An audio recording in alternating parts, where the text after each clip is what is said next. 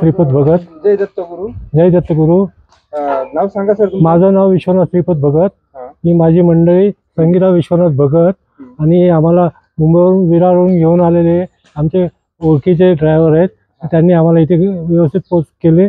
आम्हाला कोणाचा आसरा नाही म्हणून आम्ही इथे आश्रममध्ये कायमस्वरूपी राहण्याकरता आलेलो आहे. तेवढे आमच्यावरती कृपा करून दृष्टी असावी. काय अडचण नाही, कायमस्वरूपी राहू शकता तुम्ही. हे त्रास कधीपासून तुम्हाला चालता? 6-7 महिन्यापासून झाला. 6-7 महिने. काय पडले वगैरे होते का? हो, त्याला 2 वर्ष झाली त्या गोष्टीला. तर मागे ते हे झालं होतं. आता तुम्हाला सांभाळायला कोणीच नाही तिथे ना? कोणीच नाही. कुठून आलात आपण? विरार ईस्टवर. मुंबई. हो, मुंबई विरार ईस्टवर.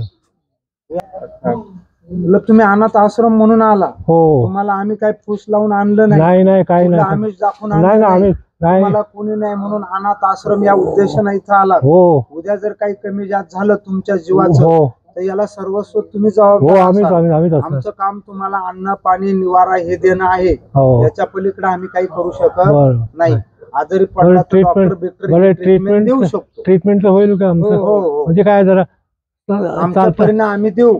जसा परमेश्वर तुम्हाला यश देईल तर त्याला परमेश्वर असेल. बरोबर. हो बरोबर. म्हणजे काय एक निदान उभं राहता बसता आलं पाहिजे. आम्ही तुम्हाला प्रयत्न चांगला करण्याचाच करणार. कारण का तर तुम्ही स्वतः आंघोळ केली पाहिजे, गेले पाहिजे, हे कार्य तुम्ही केलं पाहिजे. तेच महत्वाचं आहे. याच्यासाठी आम्ही फुल प्रयत्न करणार. परंतु भविष्यात जर सर्वस्वी काही जर झालं. हो, समजलं. ते जबाबदारी आमची राहणार. तुमच्यावरती तुमचा काहीच दोष नाही. पण मी माझ्या स्वतःच्या मर्जीने आलेलो आहे. मला अनाथ आश्रमचं आवड आली म्हणून माझ्या मनाने आलेलो आहे. आणि आम्हाला आसरा नाही म्हणून आम्ही आता हा शेवटचा आसरा.